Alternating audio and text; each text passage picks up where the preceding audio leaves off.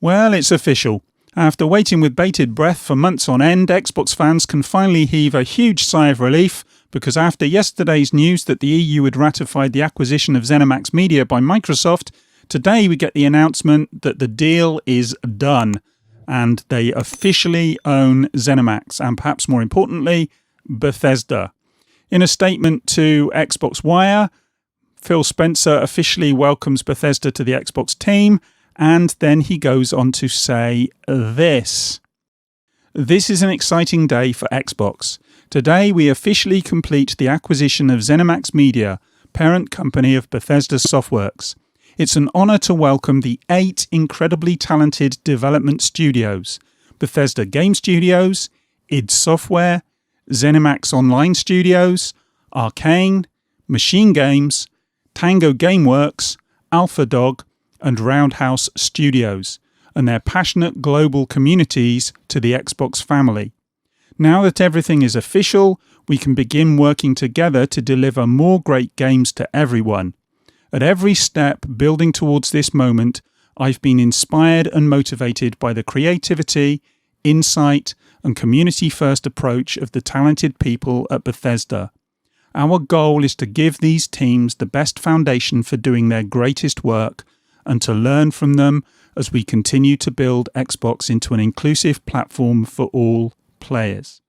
Now, obviously, there's a bit of corporate speak there, but, you know, it's the usual thing. They're welcoming them, if I can get it out.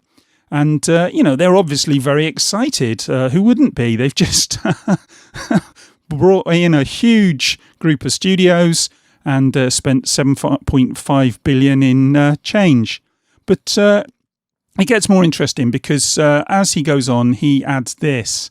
With the addition of the Bethesda creative teams, gamers should know that Xbox consoles, PC, and Game Pass will be the best place to experience new Bethesda games, including some new titles in the future that will be exclusive to Xbox and PC players. Now, we need to pick that apart a little bit because it says the best place to experience new Bethesda games. So what they're saying initially there is that these games are going to be best to play on Xbox because obviously they're going to be first party, and so obviously they're going to tell us that they're going to be the best place to play. But what that also tells us is that that means that they're not necessarily going to be the only place to play. So we could perhaps be seeing some of these games coming to other platforms, and I would expect that we will see some of these games coming to other platforms. But this is also what they have to say. It says, new Bethesda games, including some new titles in the future that will be exclusive to Xbox and PC players. That's pretty unequivocal. Some of the games that Bethesda are going to be making in the future will be exclusive. Now, obviously, they're not telling us what they're going to be just yet. And look, they may not even know that themselves yet. They will make these decisions on a business case. They will try and work out whether it will be better to keep them in-house or whether it will be better to have them on other platforms. We've seen this with Microsoft already. They will do what is best for Microsoft. But they already have said that games like Deathloop and Ghostwire Tokyo, which were deals that were done before Microsoft bought Bethesda, will actually go to the PlayStation. So we're going to be in a weird position where we've got a couple of games that are in effect published by Microsoft that will be on the PlayStation first, but it will only be first. And Deathloop and Ghostwire Tokyo will come to the Xbox, and you can bet your bottom dollar that they're going to come to Game Pass day and date. So as soon as they're available for Xbox, they're going to come to Game Pass. Because if you guys haven't noticed already, every time Microsoft talks about Xbox and PC, excuse me, they also talk about Game Pass. That is what they are looking to grow. And they're doing a good job of it so far. The Bethesda acquisition actually brings their number of studios to 23 first-party studios. And compare that to Sony, which I think is 13, and you can start to see just how big the whole bunch of studios Microsoft has are. You know, they've got a large selection of games and studios and personnel now. And, you know, they've been behind Sony for some years now when it comes to first-party games and first-party exclusives. But that's not going to be the case anymore. And some of this, we know this is historical. You can go all the way back to 2013 and even beyond that to look and see what Microsoft were up to. And there were people in Microsoft back then who weren't really interested in Xbox, and so the money wasn't there. But since Phil Spencer has taken over, things have changed. They've got the hardware, the services are in place, and I keep going on about Microsoft services. I do think they're superior both to Sony and to Nintendo. And now, I won't say that Bethesda is the final piece in the puzzle. I mean, you look at this graphic here and you could come to that conclusion. I don't think it's the final piece in the puzzle. I do think Microsoft are probably looking to acquire more studios, but it's certainly a bloody big piece of the puzzle.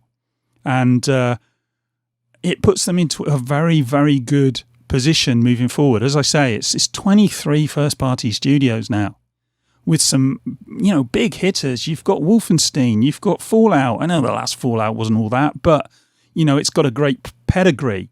You've got Doom. You know, there's so many great games and so many great IPs that are part of Bethesda, even if some of the most recent games haven't been as good as they have been in the past. It's still there. There's still that potential, and you can bet your bottom dollar. I mean, you know, we got Starfield come in.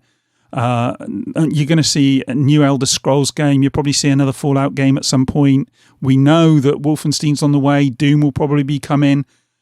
These games are coming thick and fast. Add to that, you know, Microsoft studios that they already own, and things are looking bright for Microsoft. The only thing I would add to this, though, and this is a kind of negative, if you like, it's something that I've said a few times in videos, and it's something I think we should all be aware of. It's good to see Microsoft competing. It is going to be good to have Microsoft, you know, pumping out regular quality games, if indeed that's what they do. What we don't want to see, though, is Microsoft getting too big and too powerful and dominating the market. We do not want anyone, whether that be Microsoft, Sony, Nintendo, whether it be Amazon maybe, I mean, Google's practically gone already, maybe another player down the line. We don't want to see anyone dominating this space. You know, there's other companies out there, Tencent and people like that, Epic are coming up. None of these companies we want to have dominating. If they're all competing and they're all, you know, fighting for dominance, that's good for us. So yeah, it's good to see Microsoft doing this. It's great to see the acquisition of Bethesda. I do think some of these games are going to be exclusive, and I think possibly more than people are expecting in some quarters. I think, you know, a lot more games are going to be exclusive than not, maybe. I think, you know, some games that are already on other platforms, maybe not. Maybe Doom will stay on the PlayStation. Who knows? But this is the interesting one for me. I said this to someone on Twitter. If games are coming to Game Pass day and date, you got the new Doom game coming out, and that comes to Game Pass day and date. Got the new Wolfenstein game, Game Pass day and date. Elder Scrolls, Game Pass day and date. Even if these games are available on other platforms, it's going to be a much better value proposition to have an Xbox and or a PC and have these games on Game Pass than having to go out and spend 60, 70, and if you're buying, you know, editions with extra maps and all the rest of it, $100, $120, $130 perhaps. It's going to work out much better to have an Xbox and Game Pass to get these games than it is to have a PlayStation and have to buy all these games. And at that point, these games end up in a situation where they are, in effect, de facto exclusives. So, okay, you know, they might still be on the PlayStation, but nobody's going to get them, or very few people will get them on the PlayStation, because it'll actually work out cheaper to go and buy certainly an Xbox Series S. And if you're doing that deal where you rent it and you get Game Pass, it's almost a no-brainer. And that puts Microsoft in a very, very powerful position at that point. Why would you buy, if you like these games, I mean, you know, if you like Sony exclusives, then obviously you want a PlayStation for those exclusives. But if you want these games, and even if you can still get them on the PlayStation, it's so much cheaper just to go out and do that deal where you pay, what, 23 quid a month or whatever it is to get an Xbox Series S plus Game Pass. And you've got all these games already? As I say, it looks like a really good value proposition at that point, and it becomes a de facto exclusive. Because you're going to want it on the Xbox, you're not going to want it on the PlayStation. It's just too expensive at that point. So yeah, look, I don't know what's going to happen with exclusives. I don't know how many of these games are exclusive, even though Phil Spencer has said that some of them will be exclusives. We'll just have to wait and see. But it's certainly going to be interesting to watch. And yeah, I'm quite looking forward to the next year on Xbox. Should be exciting. But anyway, look, that's me done. I'm going to go and grab myself a cup of tea. I just wanted to get this one out quickly. I'll speak to you in the next one. Bye.